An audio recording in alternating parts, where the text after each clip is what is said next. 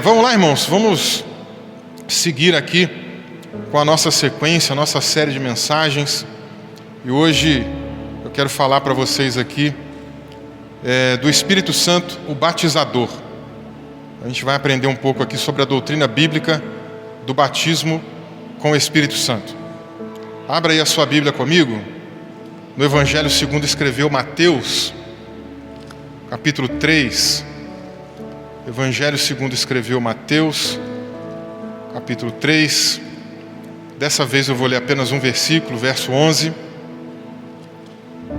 Mateus 3:11. Daqui a pouco também, já está até aqui, daqui a pouco vai colocar aqui atrás também para vocês seguirem, porque hoje eu vou citar uma quantidade a mais, de versículos. E aí, para a gente ganhar tempo, esses versículos vão ser demonstrados aqui atrás, tá bom? Mas vamos lá, Mateus capítulo 3, versículo 11. Está escrito assim: E eu, na verdade, vos batizo com água, para o arrependimento. Mas aquele que vem após mim é mais poderoso do que eu. Não sou digno de levar suas sandálias. Ele vos batizará com o Espírito Santo e com fogo. Feche seus olhos aí comigo, vamos orar. Senhor, primeiramente queremos deixar aqui mais uma vez o nosso muito obrigado. É sempre importante estarmos na Tua presença. É sempre importante agradecer ao Senhor, porque se não é o Teu cuidado, se não é a Tua ação, se não é a Tua permissão, a gente não consegue estar aqui. Obrigado, Senhor. Queremos também, Senhor, te apresentar essa palavra que foi lida. Queremos te apresentar a nossa vida, o tema que estamos aprendendo nessa noite, que é um tema vital para a Tua igreja, o tema do batismo com o Espírito Santo. E oramos, ó Deus, para que o Teu Espírito nos guie aqui nessa noite em toda a verdade. Os vários textos bíblicos que a gente vai passar por eles, que a gente vai ler, que o Senhor nos traga instrução, que o Senhor nos traga iluminação, nós possamos compreender a Tua palavra, mas mais do que isso, Pai, possamos também colocá-la em prática, para o louvor da Tua glória. Assim, meu Deus, nós oramos e agradecemos no nome de Jesus. Amém e amém. Glória a Deus, pode se assentar. Como eu disse para os irmãos, estamos hoje aí dando sequência na nossa série de mensagens. Nós já falamos aí do Espírito Santo, a terceira pessoa da Trindade. Nós já falamos do Espírito Santo convencedor. Falamos do Espírito Santo regenerador. E dessa vez vamos falar aqui do Espírito Santo o batizador. Nós iniciamos aqui a leitura a partir do Evangelho de Mateus capítulo 3, que o contexto conta para a gente de Jesus sendo batizado por João Batista, Mais adiante Jesus chega e é batizado por João Batista. Antes de Jesus ser batizado, João Batista está exercendo a sua vocação, o seu ministério, batizando muitas pessoas nas águas, com aquela mensagem do arrependimento, da mudança de vida. E no meio da sua mensagem ele comenta: olha gente, eu estou batizando vocês com água, mas vai vir alguém depois de mim, que é muito mais poderoso do que eu. Eu não tenho dignidade nem de encostar na sandália dele. E ele, quando chegar, quando ele vir, ele vai batizar vocês com o Espírito Santo e fogo. Então, nós podemos nessa noite meditar um pouco sobre essa doutrina bíblica, batismo com o Espírito Santo. A gente tem pelo menos algumas maneiras diferentes aí na cristandade que os nossos irmãos têm interpretado essa doutrina. Nós temos, por exemplo, os nossos irmãos tradicionais de igrejas mais históricas, como luteranos, anglicanos, presbiterianos, as igrejas reformadas em geral, que acreditam que o batismo com o Espírito Santo ele acontece juntamente com o novo nascimento, Ou seja, a pessoa nasce de novo. A gente viu semana passada sobre o que é regeneração. E eles acreditam então que quando a pessoa é regenerada, ela é então selada com o Espírito Santo da promessa, E aí essa ideia, né, do Espírito da promessa para eles tem a ver com a promessa do batismo com o Espírito Santo. Nós temos a nossa posição, né, wesleyana, movimento de santidade, que entende que o batismo com o Espírito Santo, ele é uma relação de causa e efeito, ele provoca no coração do cristão a purificação, e a gente vai abordar isso um pouco melhor daqui a pouco. Nós temos a perspectiva dos nossos irmãos pentecostais, que acreditam, aliás, nós temos dois grupos de pentecostais, é bom diferenciar isso. Um grupo mais antigo, que nasceu meio que nas proximidades lá daquele movimento, daquele avivamento da Rua Azusa, né? Que acredita que primeiro a pessoa nasce de novo, depois a pessoa é inteiramente santificada, né? Ou seja, como nós acreditamos que é o batismo com o Espírito Santo. E em seguida, essa pessoa é batizada com o Espírito Santo, evidenciado isso, né, por falar em línguas. Nós temos aí algumas igrejas que seguem, por exemplo, essa tradição, como a Igreja de Deus em Cristo, que é uma igreja norte-americana. Nós temos aqui no Brasil a Igreja Internacional de Cristo Pentecostal no Brasil, a ICPI, Igreja de Cristo Pentecostal Internacional, aliás, né? E outras igrejas menos conhecidas também que seguem essa doutrina, como a Igreja de Deus, por exemplo. E nós temos os pentecostais, né, que têm sido chamados de pentecostais clássicos, como os nossos irmãos da Assembleia de Deus, por exemplo, que não acreditam na inteira santificação, mas acreditam que primeiro a pessoa nasce de novo e depois ela então busca essa experiência do batismo com o Espírito Santo, e ela é então cheia desse poder de Deus, ela é empoderada pelo poder de Deus, e ela então, como evidência, fala em línguas estranhas. E nós temos um outro grupo mais recente, que são os carismáticos. A gente vai encontrar em igrejas mais modernas, né, que acreditam que quando a pessoa é revestida por esse poder, não necessariamente ela fala em línguas, mas ela recebe algum outro dom, mas é comissionada para o serviço. Essas posições que geralmente nós vamos encontrar na cristandade, nós acreditamos na segunda delas, a ideia da santificação, e nós vamos entender nessa noite aqui o porquê. Em primeiro lugar, quero destacar com vocês diversos textos bíblicos, né? E na medida que a gente for seguindo aqui com a leitura e a análise e a explicação deles, a gente vai avançando no entendimento do que é batismo com o Espírito Santo. Mas a primeira coisa que eu quero destacar com vocês é: o batismo com o Espírito Santo é uma segunda obra da graça de Deus. Isso significa o quê? Significa que ela não acontece junto com o novo nascimento. E nós temos evidências bíblicas que mostram isso para a gente. Por isso nós não concordamos com os nossos irmãos de igrejas históricas, né? Atos capítulo 8, do versículo 14 ao 17. Não precisa procurar, gente, vai ser colocado aqui, ó. Aí fica mais rápido, porque são muitos versículos que eu vou ler nessa noite, tá? Mas Atos capítulo 8, versículo 14 ao 17, nós lemos assim: os apóstolos, pois, que estavam em Jerusalém, ouvindo que Samaria recebera a palavra de Deus, enviaram para lá Pedro e João, os quais, tendo descido, oraram por eles para que recebessem o Espírito Santo, porque sobre nenhum deles tinha ainda descido, mas somente eram batizados em nome do Senhor Jesus. Então lhes impuseram as mãos e receberam o Espírito Santo. Nós temos aqui uma igreja que já estava funcionando na cidade de Samaria, na região de Samaria, né? Samaria era uma região, fora outrora uma cidade, né? Fora a capital de Israel, mas nessa época agora já é uma região um pouco maior. E nós temos ali um dos primeiros diáconos, né, que plantou essa igreja em Samaria, Filipe. Filipe foi a pessoa responsável pela pregação nessa região, pela plantação da igreja nessa região. Havia crentes ali já congregando naquele lugar, pessoas que já haviam nascido de novo, pessoas que já haviam sido batizadas nas águas, né? A gente inclusive lê aqui, nenhum deles tinha recebido o Espírito, eles tinham sido batizados em nome do Senhor Jesus. Ou seja, aqui está se referindo ao batismo nas águas. Mas então Pedro e João foram lá visitar aquela igreja. Chegando naquele local, identificaram aqueles crentes, oraram junto com eles, lhes impuseram as mãos e oraram para que eles fossem batizados com o Espírito Santo. E eles então receberam o Espírito Santo. Então perceba, nós temos aqui nessa narrativa de Atos capítulo 8, exatamente a noção de duas experiências diferentes. Uma primeira experiência do novo nascimento, uma primeira experiência da conversão, e uma segunda experiência de que esses crentes, já nascidos de novo, foram agora batizados com o Espírito Santo. O batismo com o Espírito Santo é uma experiência distinta do novo nascimento.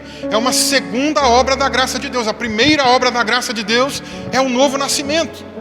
Outra passagem importante, aqui também no livro de Atos, se encontra um pouco mais para frente no capítulo 19. Nós vamos encontrar aí do versículo 1 ao 6. Inclusive eu já li esse texto recentemente. Foi o primeiro texto aqui que a gente leu nessa série de mensagens, né? Na primeira mensagem aqui, quando a gente falou do Espírito Santo, a primeira pessoa da Trindade, eu comecei por aqui. Mas esse texto diz assim, Atos 19, do 1 ao 6.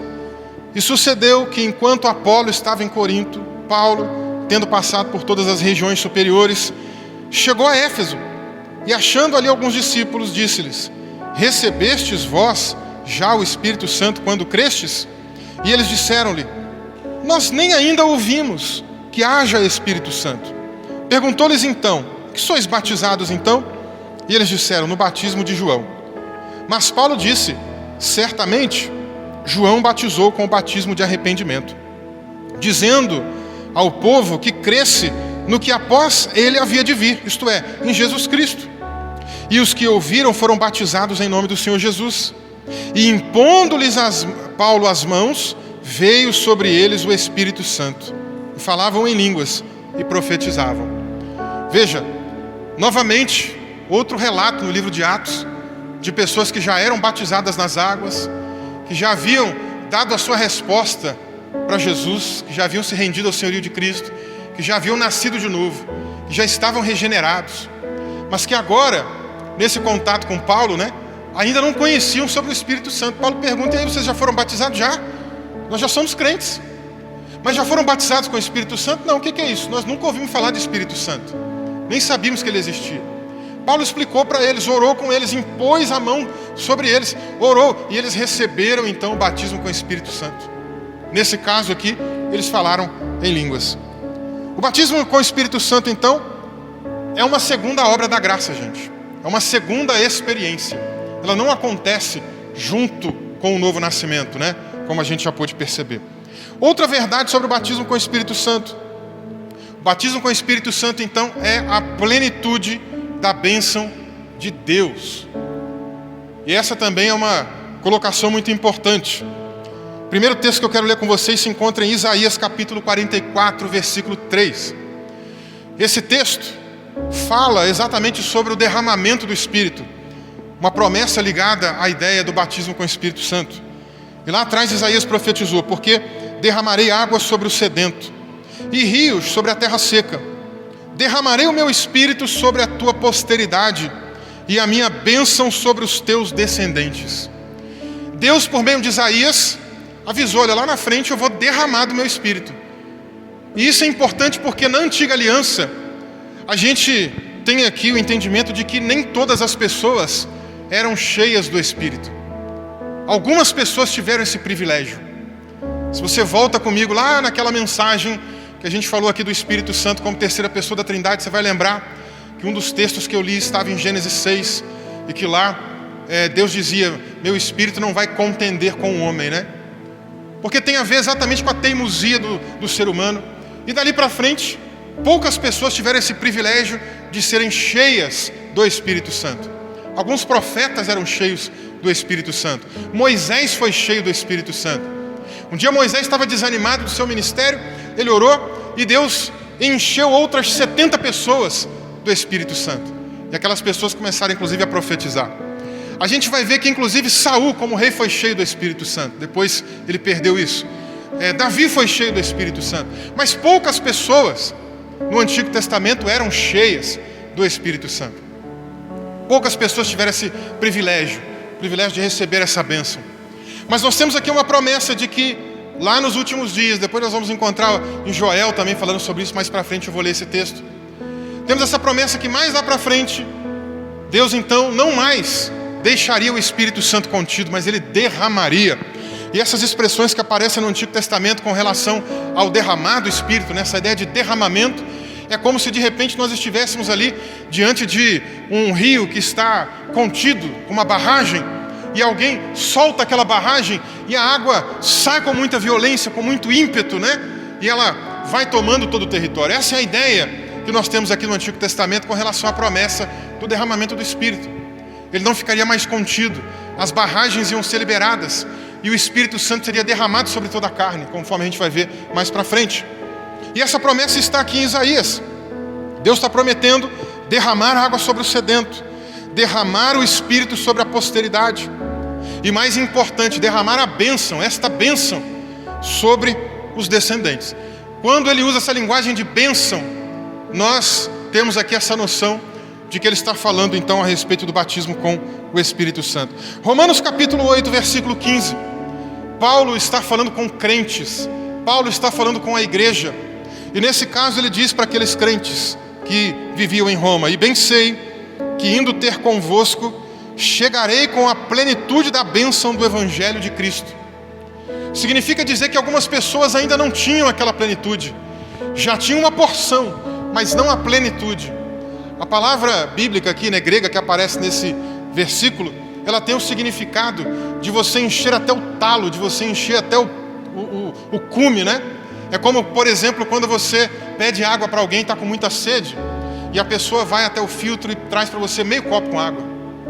O copo não está cheio, o copo não está na plenitude, mas ele pode vir à plenitude, você pode enchê-lo até transbordar. E a ideia é exatamente essa, porque quando alguém nasce de novo, já recebe o Espírito Santo.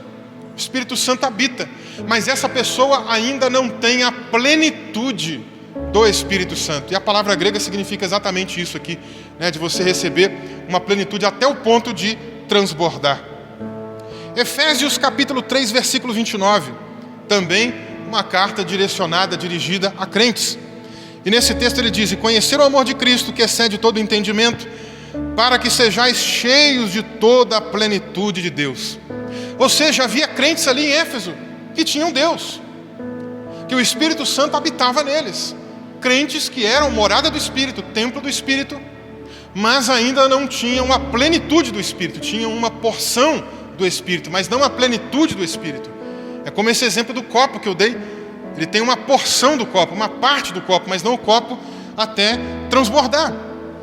Nós temos em Atos capítulo 2, verso 4, uma outra palavra agora, né, mas que tem um significado idêntico. Atos 2, verso 4, nós temos a narrativa de quando o Espírito Santo de fato desceu sobre o povo, de quando ele foi derramado, quando essa promessa foi cumprida pela primeira vez.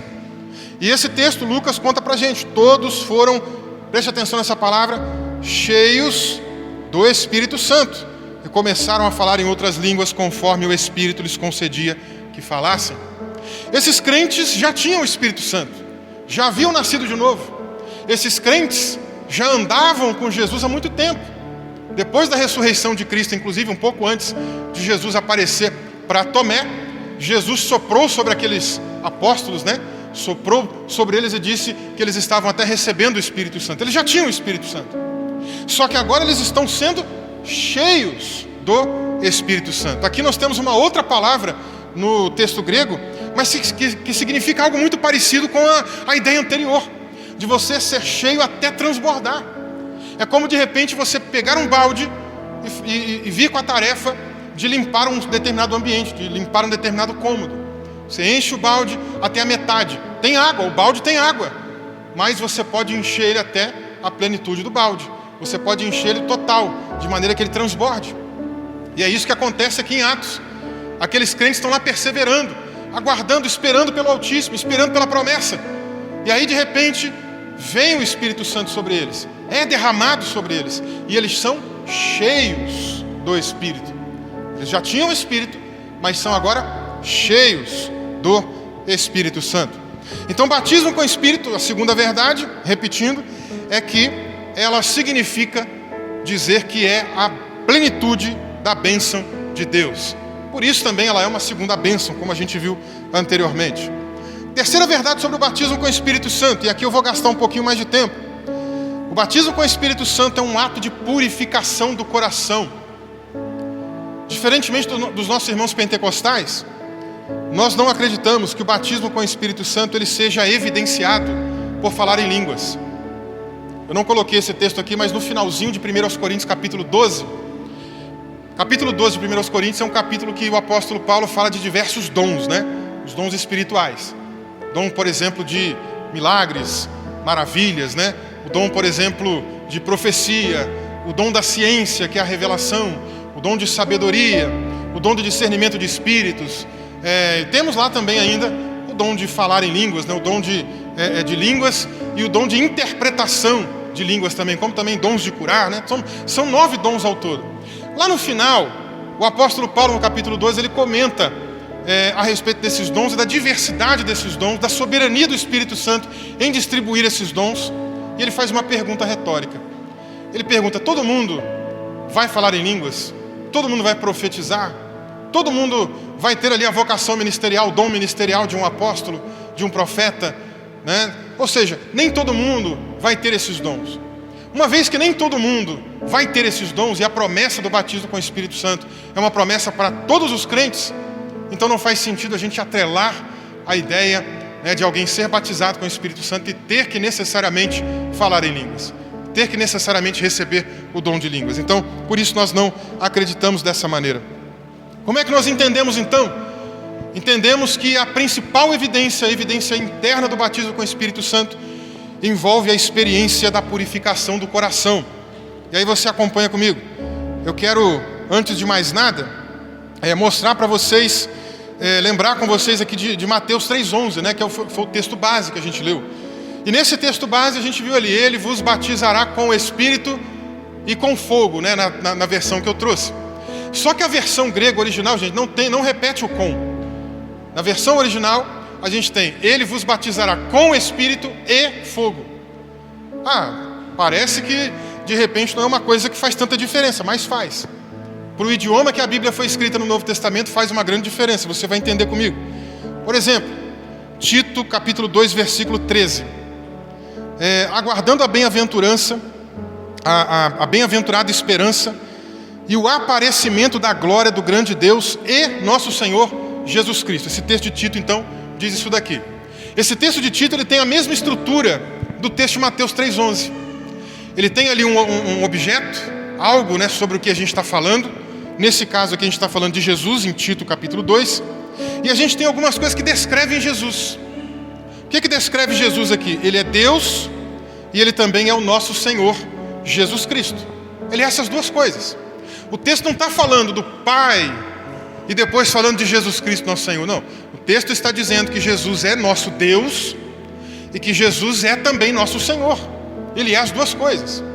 Então, no idioma original aqui, no caso do grego, gente, quando não há uma repetição, né, de uma preposição, nesse caso um com ou um do, né, quando não há essa repetição, a gente sabe que está falando da mesma coisa. Outro exemplo, né, que aparece a mesma estrutura, 2 Pedro 2,1. Igualmente, Simão Pedro, servo e apóstolo de Jesus Cristo, aos que convosco alcançaram a fé igualmente preciosa pela justiça do nosso Deus e Salvador Jesus Cristo. Então, de novo, repete a estrutura. O texto está mostrando para a gente aqui que Jesus Cristo é o nosso Deus e também é o nosso Salvador. Ele não está separando aqui, o Deus lá, o Pai, e Jesus Cristo, nosso Salvador. Não, ele está falando das duas coisas atreladas a Jesus. Então, em Mateus 3,11, o que a gente tem é exatamente a mesma ideia.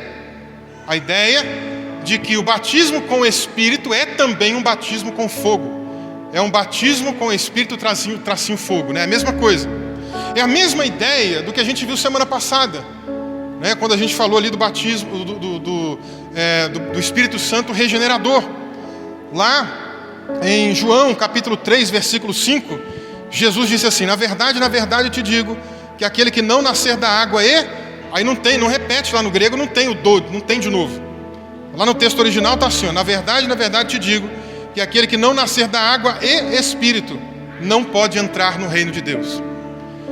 O que significa dizer isso aqui? Significa dizer que tanto a ideia de nascer da água como nascer do Espírito é a mesma coisa. Não são duas coisas diferentes. Tanto que você vai lembrar comigo, a gente leu o texto de Tito, falando sobre o lavar regenerador do Espírito. O Espírito Santo, ele provoca essa lavagem, né, simbolicamente como se fosse de água, né, purificando a pessoa. Ok? Então, nesse caso, Mateus 3,11, relembrando, nós temos aí essa noção de que a pessoa que é batizada com o Espírito é também batizada com fogo simultaneamente. É a mesma coisa. Está falando da mesma linguagem. E fogo, gente, fogo tem um simbolismo às vezes na Escritura que simboliza punição, é verdade. Por isso a gente tem até algumas pessoas que interpretam batismo com fogo como sendo até punitivo, como sendo o inferno, por exemplo. A gente tem pessoas que interpretam que ser batizado com fogo é para os ímpios, quando eles forem lançados no lago de fogo e enxofre. Mas nós também temos na Bíblia muitas passagens que mostram a figura do fogo como representando uma ideia de purificação. E eu vou mostrar para vocês alguns desses casos, né? O primeiro deles está em Isaías capítulo 6, versículos 6 e 7. Porém, um dos serafins voou para mim, trazendo na sua mão uma brasa viva, tirada do altar com uma tenaz. Ou seja, nessa brasa viva que a gente está falando, uma brasa pegando fogo, incandescente. O que esse serafim faz em seguida, né? Com a brasa tocou a minha boca e disse: eis que isto tocou os teus lábios, e a tua iniquidade foi tirada, expiado foi o teu pecado. Esse texto que a gente leu, ele está relatando para a gente aquela visão que Isaías teve do Senhor. Ele diz que viu o Senhor, né, no seu trono, no alto e sublime trono. E quando ele viu o Senhor, aquilo impactou ele. Ele percebeu: miserável homem que eu sou, né? Como quase que parecido lá com o que Paulo fala em Romanos capítulo 7. Ele olha para si, ele reconhece, né, a sua situação caída, a sua situação pecaminosa, e ele chega a dizer: ai de mim, porque eu sou um homem de lábios impuros, que habita no meio de um povo de impuros lábios. Quando esse anjo pega, né, essa pedra, esse objeto, né, na verdade, essa brasa viva, pegando fogo, né, e coloca na boca dele, há uma noção de purificação. Então a boca do profeta é purificada, os lábios do profeta são purificados. Então a linguagem do fogo sendo usada como purificação aqui nesse texto de Isaías. Salmo capítulo 12, versículo 6. As palavras do Senhor são palavras puras, como prata refinada em fornalha de barro, purificada 7 vezes. O salmista aqui está reconhecendo, né, que a palavra de Deus é tão pura, tão verdadeira, tão inerrante, que ela não foi purificada só uma vez, foi purificada 7 vezes, né? Aqui tem também uma noção de um hebraísmo, né? A ideia do número 7, o 7 da perfeição. A palavra é tão perfeita, né, que se a gente pensar num sistema, se a gente pensar num processo, por exemplo, de uma metalurgia, você leva lá o metal, deixa ele derreter, e aí depois sobra ali as escórias, você tira essa escória e sobra então o metal purinho, né? E aí a palavra de Deus, na linguagem do salmista, não passou por esse processo uma única vez, mas 2, 3, 4, 5, 7 vezes. E ela é tão perfeita que não tem escória, não tem contaminação, ela é pura, porque ela foi purificada no fogo. Nós temos outro texto na Bíblia, Apocalipse capítulo 1, versículo 15, que diz assim: os seus pés semelhantes ao latão reluzente, como se tivessem sido refinados numa fornalha. Aqui o apóstolo João tem agora uma visão de Jesus, né? E nessa visão de Jesus, ele comenta que os pés de Jesus parecem, são tão brilhantes, são tão lustrosos, são tão puros, que ele fala assim: parece que passou também, né, por uma fornalha de fogo, né, de tão puro que os seus pés são. Então o fogo, ele tem essa simbologia. O fogo muitas vezes ele leva a noção da purificação, de limpeza. E é isso que nós temos aqui em Mateus 3,11. Batismo com o Espírito Santo é um batismo de purificação. E olha que interessante, gente. Atos dos Apóstolos, capítulo 15 agora, versículos 8 e 9. Vou ler para vocês e explicar esse texto. E Deus, que conhece os corações, lhes deu testemunho, dando-lhes o Espírito Santo, assim como também a nós. E não fez diferença alguma entre eles e nós, purificando o seu coração pela fé. Esse texto está ali no contexto do Concílio de Jerusalém. Alguns, entre aspas, convertidos, né, pessoas que saíram do judaísmo, que saíram especialmente da seita dos fariseus e se tornaram cristãos, estavam frequentando as igrejas cristãs.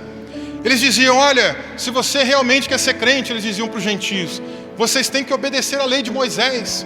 Se você não obedecer a lei de Moisés, se você não guardar o sábado, se você não circuncidar, se você não guardar todas as demais leis, então você não vai poder ser salvo. Gerou uma briga na igreja.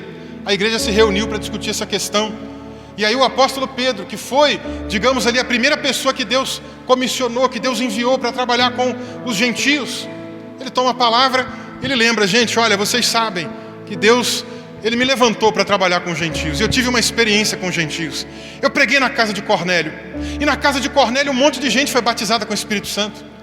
Deus não fez distinção entre eles e nós. Não é porque eles são gentios e porque nós somos judeus que Deus fez separação, que Deus fez distinção, que Deus fez acepção de pessoas. Não, pelo contrário. Deus deu para eles o mesmo dom. Deus derramou sobre eles a mesma bênção que derramou sobre nós. É isso que Pedro está falando aqui em Atos 15, 8 e 9. Não fez distinção entre eles e nós, purificando-lhes o coração pela fé. Os gentios então receberam essa bênção na casa de Cornélio, foram batizados com o Espírito Santo. E o que Pedro usou aqui para dizer que, de certa maneira, foi a evidência do batismo para eles? Desse batismo com o Espírito, foi falar em línguas? Não. A evidência foi a purificação do coração. E isso, gente, tem a ver com uma promessa mais antiga, Deuteronômio capítulo 30, versículo 6. Nesse texto de Deuteronômio 30, nós temos lá uma promessa sobre o batismo com o Espírito Santo. Uma ideia de Deus com relação à noção desse batismo para a purificação. Acompanhe comigo, Deuteronômio 36.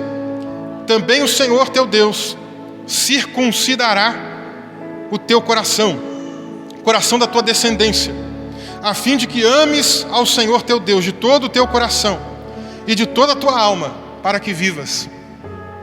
Veja, o ritual da circuncisão, nesse período do Antigo Testamento, era um ritual muito específico, realizado apenas em meninos, né? Tradicionalmente, quando um menino nascia no 8º dia de vida, era feita ali uma cirurgia, uma pequena cirurgia, como hoje a gente chamaria de fimose. E isso, claro, tem um objetivo, além, né, de simbolizar, digamos ali, uma aliança com Deus, tem também um objetivo sanitário, um objetivo de preservar o homem, né, na medida que ele vai crescendo, para que não acumule sujeira no órgão genital, gente, para que evite de acontecer impureza. E aqui nesse caso, o que Deus está usando em Deuteronômio? Ele está usando de uma simbologia, que quando chegasse um certo tempo, Ele derramaria do seu Espírito Santo, e ao invés de circuncidar o órgão genital, Ele circuncidaria o coração, Ele arrancaria a impureza do coração, não é? Então, nesse sentido, a gente tem também essa promessa, falando a respeito do batismo com o Espírito Santo. E é o que acontece em Atos 15, que a gente já leu.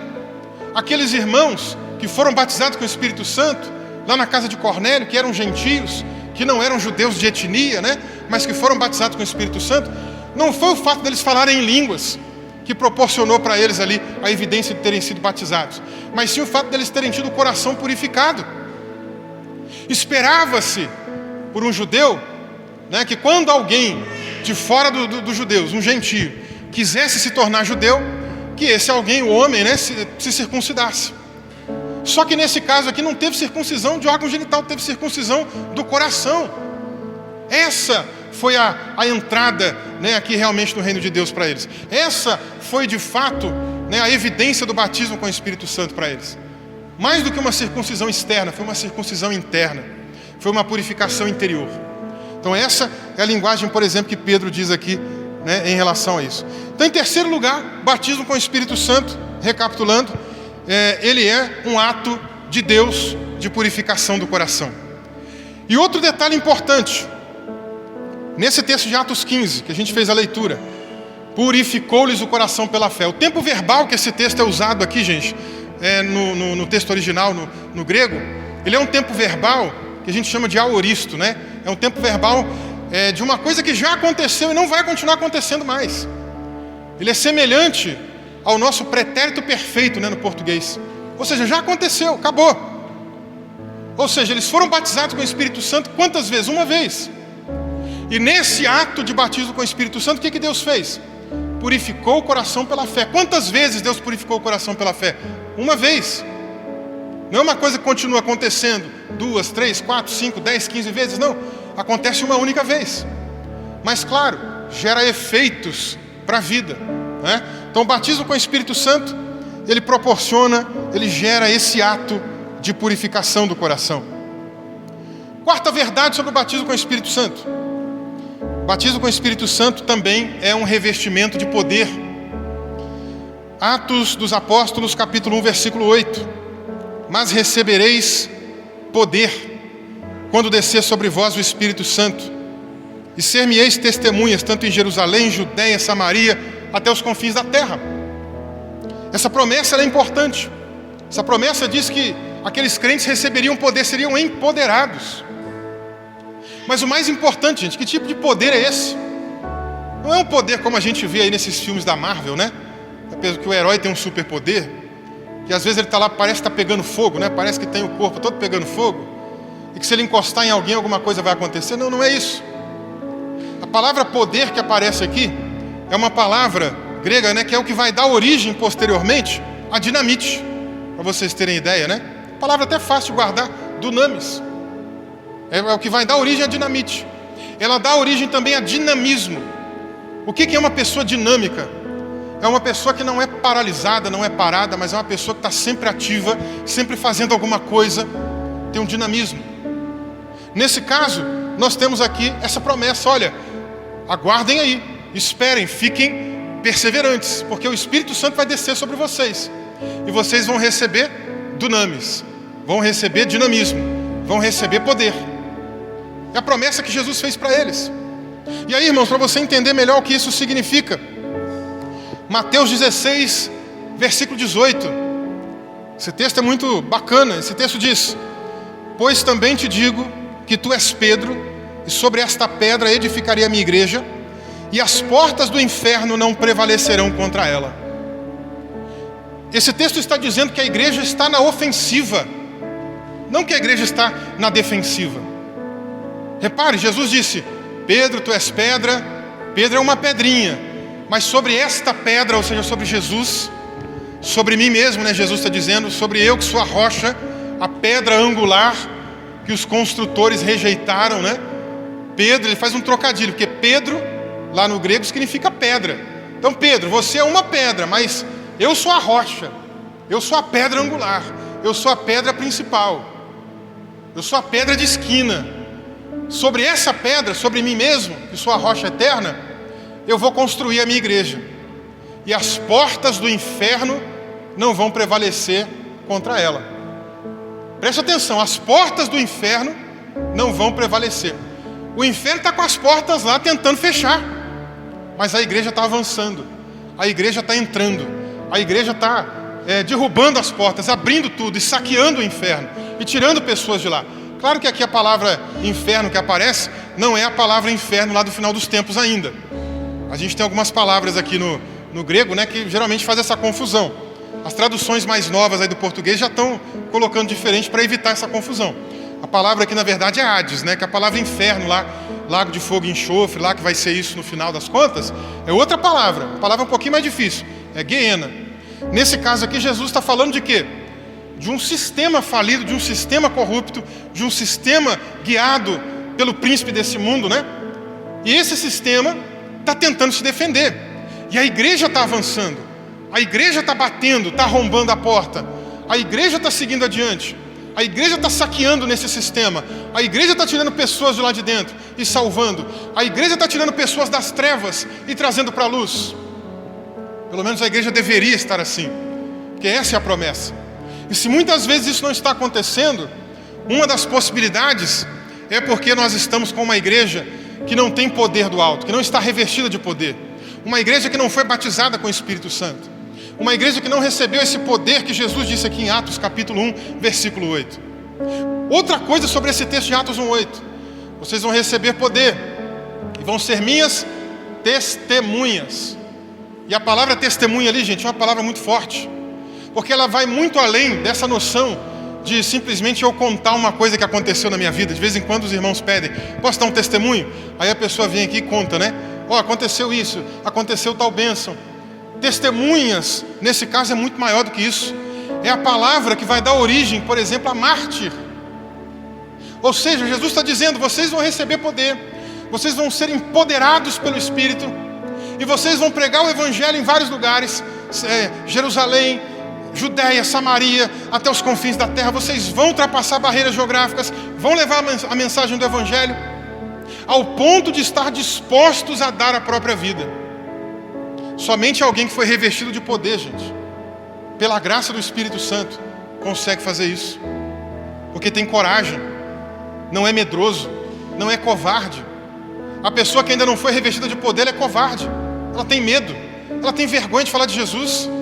Ela fica constrangida.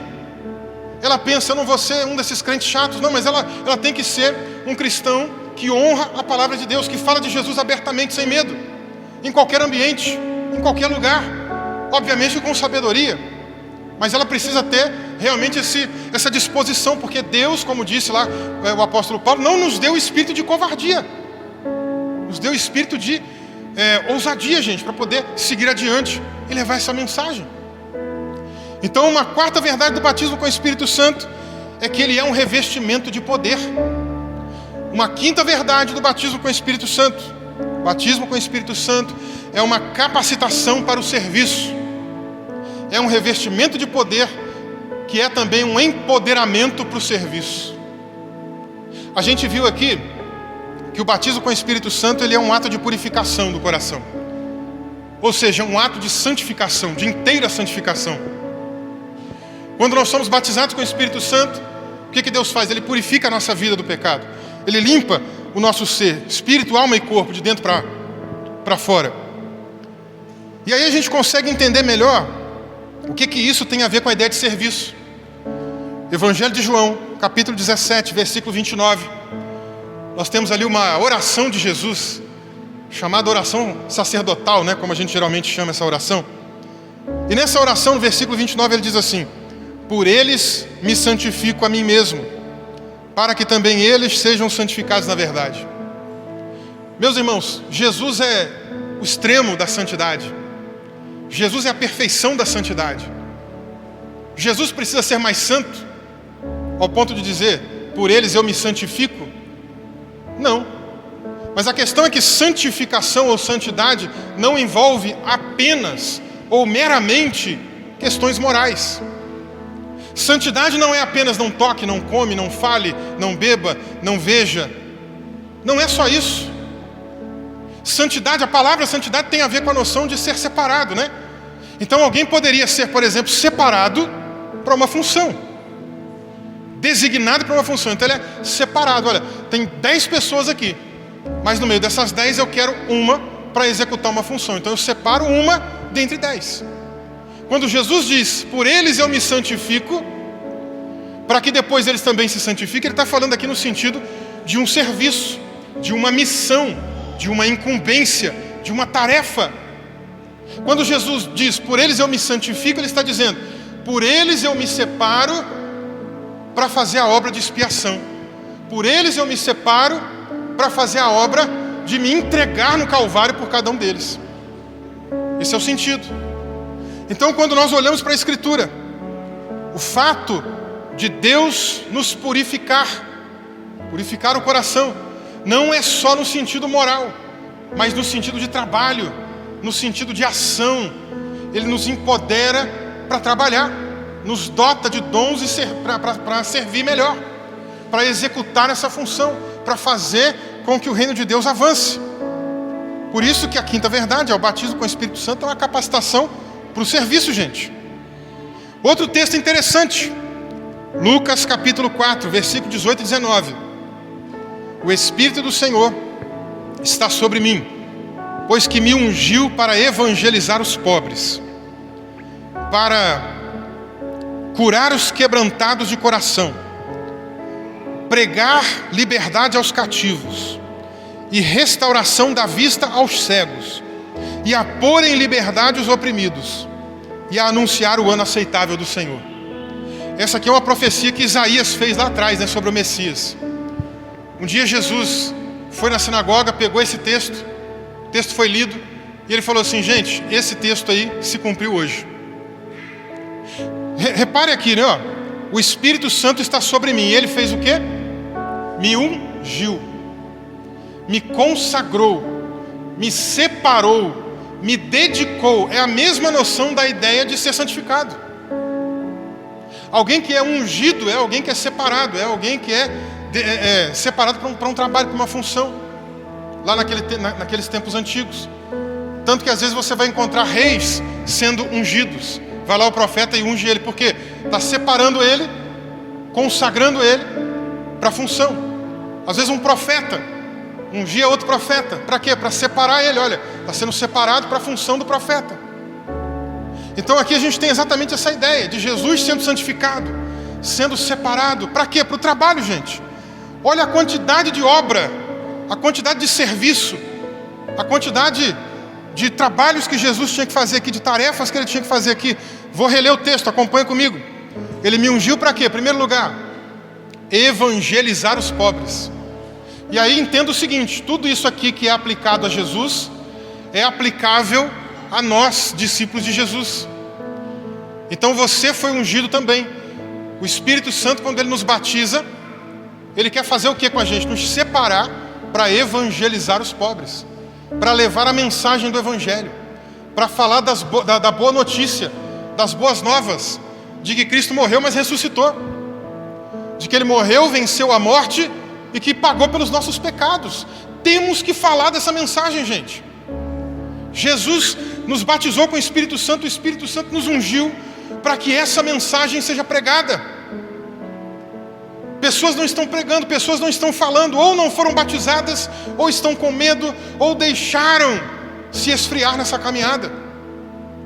Mas não para aqui, o texto continua dizendo: enviou-me para curar os quebrantados de coração. E curar aqui não é só cura física, né? Não é só você. Nós acreditamos na cura divina. Se tem alguém que está enfermo, você pode orar com essa pessoa e clamar a Deus para que a bênção de Deus, para que o milagre aconteça. Mas tem outras curas que estão envolvidas aqui. Pessoas que hoje a gente conhece que estão aí com a sua mente, né, machucada, com o coração ferido, vivendo às vezes uma ansiedade muito forte, vivendo uma depressão muito profunda. E Deus pode te usar para ser canal de bênção, para ser instrumento, para levar uma palavra de alento, uma palavra de acalento, uma palavra para trazer cura realmente para aquela alma ferida, gente. Às vezes tem pessoas que só estão precisando de uma palavra amiga, só estão precisando às vezes também de um ouvido, porque ninguém ouve, ninguém escuta, e ela quer desabafar, e quem sabe não é isso que você vai fazer. Então Deus ungiu, o Espírito Santo ungiu para evangelizar os pobres, para curar os quebrantados de coração, para pregar liberdade aos cativos, ou seja, pessoas que estão aprisionadas, pessoas que estão escravizadas pelo pecado. Deus quer usar a tua vida para que você leve a mensagem do Evangelho e veja almas sendo libertas, libertas do vício, libertas da prostituição, libertas de uma série de outras coisas que a gente sabe que faz mal para nós. Deus quer usar você. Continua o texto dizendo: restauração de vista aos cegos. Não necessariamente do modo literal, né, de você ir lá orar e a pessoa que é cega literalmente voltar a ver ou passar a ver, né? Não. Isso também, porque nós acreditamos nos milagres de Deus.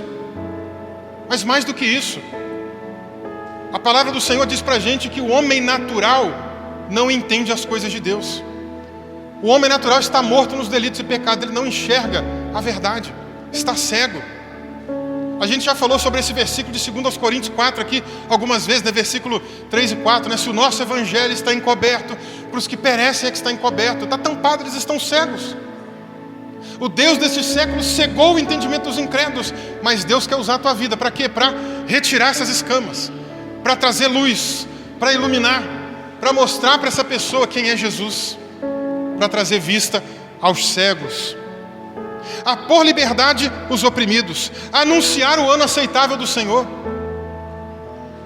O ano aceitável do Senhor tem a ver com o momento de juízo, de justiça final.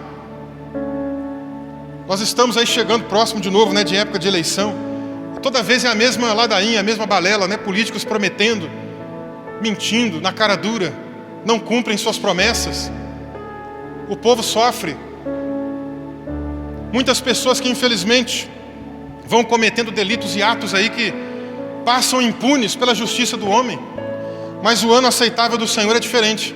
É o momento em que Deus fará a sua justiça, né? Executará a sua justiça por completo e julgará todas as pessoas, todos os vivos e mortos que ressuscitarão, obviamente, para serem julgados. Ano aceitável do Senhor fala de juízo final, gente. É para isso que Deus nos capacita. Quando alguém é batizado com o Espírito Santo, ele é batizado com o Espírito Santo para quê? Para falar em línguas? Não, isso é muito pouco.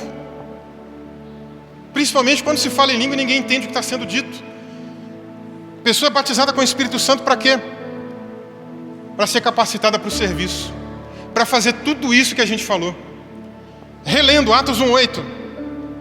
Atos 1:8 diz aí: recebereis poder do Espírito Santo quando descer sobre vós, e sereis minhas testemunhas em Jerusalém, Judeia, Samaria, até os confins da terra. Receber poder para quê? Para testemunhar. Receber poder para trabalhar. Outro texto importante, Atos 4:31. E tendo eles orado, moveu-se o lugar em que estavam reunidos, e todos foram cheios do Espírito Santo. E olha a sequência, olha a continuação, olha o resultado de ter sido cheio do Espírito Santo. Se foram cheios do Espírito Santo, ficavam sentadinhos na igreja? Não. Foram cheios do Espírito Santo e se isolaram num lugar para não falar com ninguém? Também não. Foram cheios do Espírito Santo e não falavam de Jesus para ninguém? Também não. Foram cheios do Espírito Santo e anunciavam com ousadia a palavra de Deus. Sexta e última verdade sobre o batismo com o Espírito Santo e, consequentemente, sobre o Espírito Santo, o batizador. O batismo com o Espírito Santo é uma promessa para todos os crentes. Não é um privilégio para um ou para outro. Para um chegar e dizer: está vendo, eu tenho, você não tem. Não. O batismo com o Espírito Santo é uma promessa de Deus para todo crente. Joel capítulo 2, versículo 28 e 29. E há de ser que derramarei depois o meu Espírito Santo sobre toda a carne. Os vossos filhos e as vossas filhas profetizarão, os vossos velhos terão sonhos, os vossos jovens terão visões, e também sobre os servos e sobre as servas, naqueles dias derramarei o meu Espírito. Lá em Atos capítulo 2, quando o pessoal foi batizado com o Espírito Santo, eles começaram a falar em línguas, né? Eram línguas estrangeiras, eram línguas humanas. Era um evento, uma festa de peregrinação, dia de Pentecostes. Uma festa que acontecia 50 dias depois da Páscoa. Então estava cheio de estrangeiro lá visitando, cheio de judeu estrangeiro, judeu prosélito, né? Que não era judeu de etnia, mas que tinha se convertido ao judaísmo. E quando eles chegaram lá e viram e ouviram, né, aqueles homens falando, homens e mulheres, né, falando no idioma que eles não conheciam, mas que para eles era inteligível, eles se assustaram. Alguns começaram a dizer: esse pessoal está bêbado. Pedro levantou, tomou a palavra e falou: não, gente, não é isso que está acontecendo aqui não. O que está acontecendo aqui é que Deus está cumprindo a promessa que Ele fez a Joel. E ele cita exatamente esse texto que eu li para vocês, de Joel capítulo 2, versículos 28 e 29. Pedro usa esse texto e explica: o que está acontecendo hoje é isso, essa promessa está se cumprindo. Mas eu quero que você preste atenção nessa promessa. Primeiro detalhe, né? Há de ser que derramarei do meu Espírito. Já falei sobre isso. O que é o derramar? Imagina aquele rio contido. Você solta, abre as comportas e é derramado de maneira impetuosa, de maneira forte. Vem tomando, né, todo mundo. Outro detalhe, segundo detalhe: derramarei sobre toda a carne. Não há distinção. Na continuação ele explica isso: vossos filhos e vossas filhas profetizarão. Ou seja, não tem distinção de gênero, de sexo. Homem e mulher vai receber o batismo com o Espírito Santo. Não importa se é homem, não importa se é mulher, qualquer pessoa. Se ela tem o desejo, se ela busca, se ela clama, Deus derrama essa promessa sobre qualquer indivíduo, seja homem, seja mulher. Não tem privilégio para homem e para mulher, é para os dois. Outro detalhe, o texto diz: os vossos velhos terão sonhos, os vossos jovens terão visões. A promessa do batismo com o Espírito Santo não tem idade. Pode ser um adolescente, pode ser um idoso, não importa. O batismo com o Espírito Santo ele pode ser derramado para qualquer pessoa. E me chama a atenção o fato aqui, né, de os idosos estarem também envolvidos. Os velhos terão sonhos. As pessoas mais idosas, elas já viveram tanta coisa, vai chegando numa certa fase da vida que ela geralmente acaba tendo uma visão de mundo mais pessimista. Você vai contar um detalhe lá, não acredito muito que vai mudar as coisas não. Mas aqui não, aqui está dizendo que eles terão sonhos. Eles sonharão. Porque o Espírito Santo gera sonho, gera renovo. Eu conheci uma senhora idosa, lá na região de Belo Horizonte, na região metropolitana, numa cidade chamada Lagoa Santa. Eu tinha uma amizade com os irmãos ali da Igreja Batista Nacional, Igreja Batista Renovada, né? Um casal ali que lidava com os jovens daquela igreja. E aí um dia eu conheci a mãe dessa moça que liderava os jovens. E a mãe daquela moça ia para os ônibus e pregava nos ônibus, entregava panfleto, evangelizava. Quando ela me conheceu, a filha dela falou: olha, ele é professor de teologia. E ela veio toda sorridente para mim, dizendo: olha, eu já estou aí com quase 80 e poucos anos, mas olha, eu fiz teologia, eu estudei, eu tinha vontade de aprender. E ela foi, estudou e aprendeu, gente. Alguns anos depois eu voltei lá, encontrei com aquela senhora de novo. E o brilho não tinha se perdido, o fogo não tinha se apagado. Ela olhou para mim e disse assim: olha, lembra que eu contei que eu fiz teologia? Lembro. Eu fiz de novo, eu fiz pela segunda vez. Os velhos terão sonhos. A promessa do batismo com o Espírito Santo não tem faixa etária, não independe da idade. Pode ser jovem, pode ser idoso, mas Deus tem plano para fazer com que a coisa ande, para fazer com que a coisa flua. E outro detalhe, o texto de Joel continua dizendo: também sobre os servos e sobre as servas naquele dia derramarei do meu Espírito. Não tem classe social, gente. Lá fora as coisas até acontecem de maneira diferente. A pessoa mais rica, a pessoa que tem uma condição financeira melhor, muitas vezes ela acaba se destacando, ela acaba tendo melhores oportunidades, mas não, no reino de Deus não é assim que funciona. O batismo com o Espírito Santo é para todos, independe se a pessoa é pobre, se a pessoa é rica, se a pessoa é classe média, se a pessoa é da classe A, B, C, D, E, não interessa. O batismo com o Espírito Santo é para todos os crentes, de qualquer classe social, de qualquer idade, independente se é homem, independente se é mulher. Lucas capítulo 24, versículo 49. Eis que sobre vós envio a promessa do meu Pai. Ficai, porém, na cidade de Jerusalém, até que do alto sejais revestidos de poder. Promessa do batismo com o Espírito Santo é para todo mundo. Essa foi a orientação que Jesus deu para os seus apóstolos. Outras pessoas aguardaram, esperaram essa promessa acontecer. No dia que o derramamento do Espírito aconteceu, havia cerca de 120 pessoas reunidas no mesmo lugar. E elas foram batizadas com o Espírito. Então não eram só os apóstolos, né? Tinha mais crentes ali. Promessa do batismo com o Espírito Santo é para todos. O que eu preciso fazer se eu não fui batizado com o Espírito Santo ainda? Em primeiro lugar, você precisa crer. Eu trouxe aqui toda uma exposição para mostrar para você o que é batismo com o Espírito Santo. Em primeiro lugar, você tem que crer nisso. Crer na palavra, crer na promessa. Não é crer em mim, é crer nas promessas da Escritura. Em segundo lugar, você precisa desejar isso. Porque Deus é respeitoso, gente. Ele não chega aqui forçando ninguém, né? Nós não acreditamos numa graça irresistível que Deus chega aqui e faz, independente do que eu quero, né?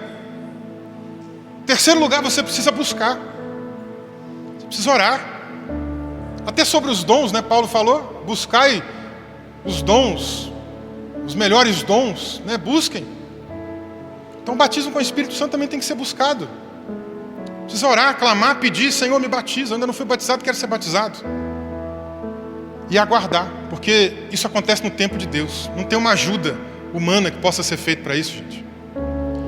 A minha conversão se deu numa igreja pentecostal. E eu me lembro que uma vez eu desejava tanto ser batizado com o Espírito Santo. Eu via os irmãos orando em línguas, achava tão bonito. Eu falava: eu quero isso para a minha vida, eu quero experimentar isso. Eu subia com eles para o monte e orava, e eu desejava, e eu anelava aquilo. Deus sabe o quanto eu desejava. Um dia a gente fez um retiro. Não era retiro de carnaval, era um retiro espiritual nosso lá. A gente estava orando, e os irmãos começaram a chegar próximo de mim, orando juntos, né? E dizendo para mim para que eu repetisse lá umas palavras e que eu forçasse a embolar a língua, na verdade, né? Eu falei: não é assim que a coisa acontece. Eu não preciso ajudar Deus a fazer nada. É no tempo dele, do jeito dele. Aí, um dia eu fui participar de um evento, um congresso na cidade de Juiz de Fora. E nesse dia, quem estava cantando era a Nívia Soares. Quando ela estava cantando, eu já vinha buscando essa experiência há muito tempo, uns 2 anos, 3 anos quase. Eu desejava muito isso. Naquele tempo eu ainda acreditava que para ser batizado com o Espírito Santo tinha que falar em línguas, né? Hoje, claro, de um bocado de anos para cá eu sei que não, mas naquele tempo eu acreditava assim, eu estava envolvido no meio pentecostal, acreditava assim. Mas eu desejava, e eu estava lá buscando, perseverando, pedindo. E naquele dia, gente, naquele evento, naquele congresso, enquanto a Nívia estava cantando lá, eu com meu olho fechado assim, em adoração, eu senti o ambiente tremendo. Parecia que o lugar estava tremendo, né?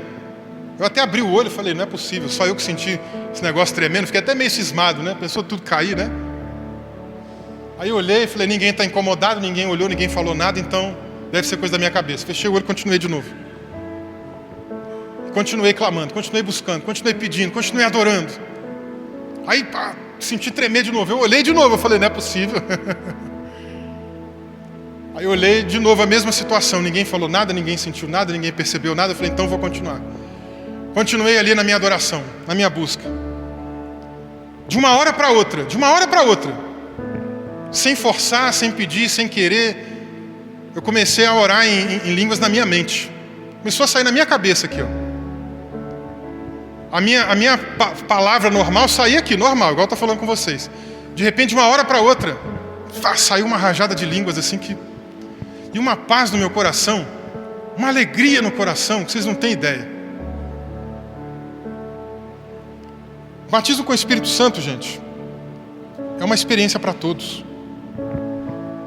Pouco tempo depois, eu falei, batismo com o Espírito Santo também, ele é um empoderamento para o serviço, né? Pouco tempo depois, eu tinha ido orar com alguns irmãos. A gente estava num propósito, né, de orar no monte. Então a gente foi para o monte orar. Começou a chover naquele dia, choveu muito. E a gente saiu correndo e foi para a igreja orar, continuar orando na igreja. Chegando na igreja, eu estava lá, meu joelho dobrado, orando.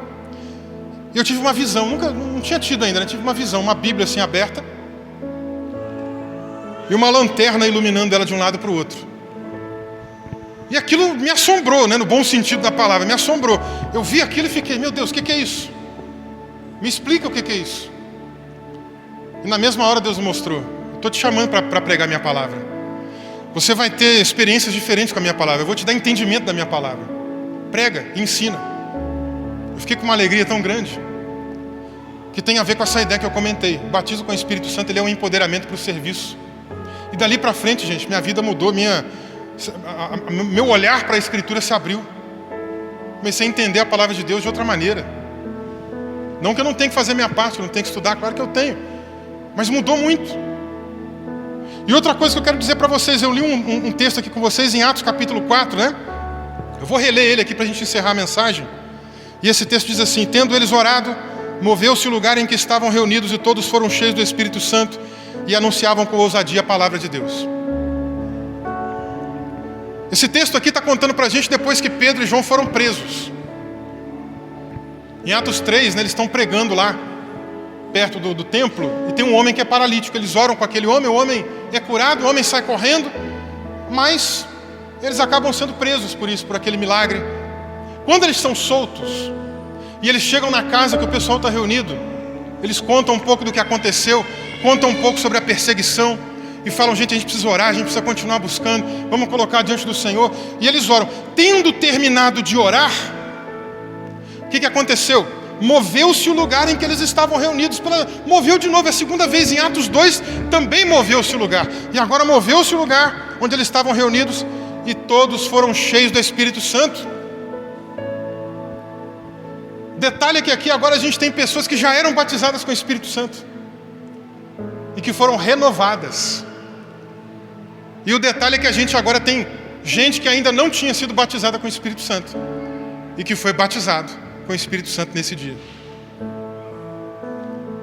Não sei, talvez você já tenha sido batizado com o Espírito Santo, então você não vai ser batizado de novo.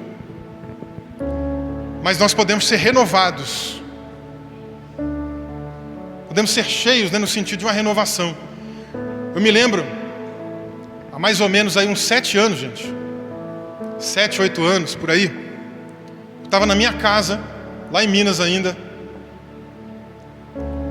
Estava na cozinha da nossa casa, computador aberto, trabalhando assim. Minha esposa fazendo almoço, isso era meio-dia.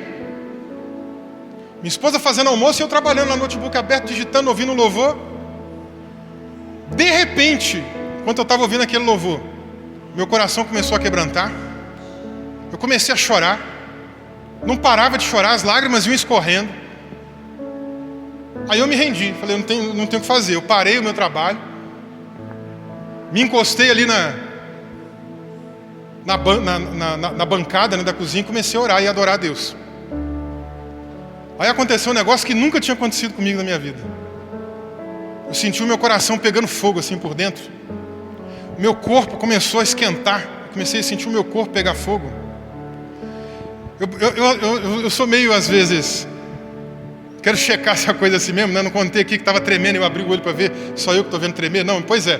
Nesse dia, eu senti no meu corpo pegar fogo, eu peguei a minha mão, botei no meu braço. Meu braço estava fervendo. Peguei a outra mão, botei no outro braço. O outro braço estava fervendo, gente.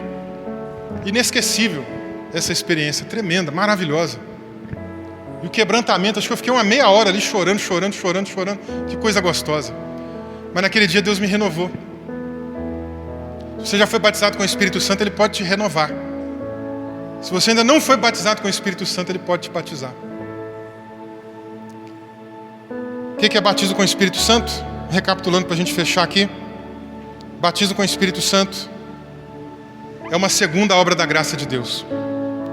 Então o batismo com o Espírito Santo é para aquele que já nasceu de novo. Batismo com o Espírito Santo, em segundo lugar, é a plenitude da bênção de Deus. Em terceiro lugar, batismo com o Espírito Santo é um ato de purificação do coração.